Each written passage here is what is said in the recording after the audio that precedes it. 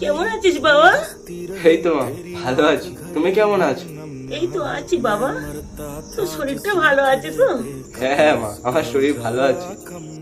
বাবা, তোর কোনো কষ্ট হচ্ছে না তো বাবা? না মা, কিসের কষ্ট? খাওয়া দাওয়া ঠিক মতন করছিস?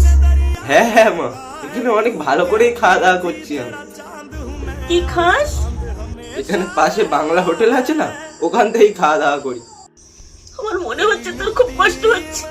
তোর গলার শুনে আমার মনে হচ্ছে। না না মা, কিসের কষ্ট?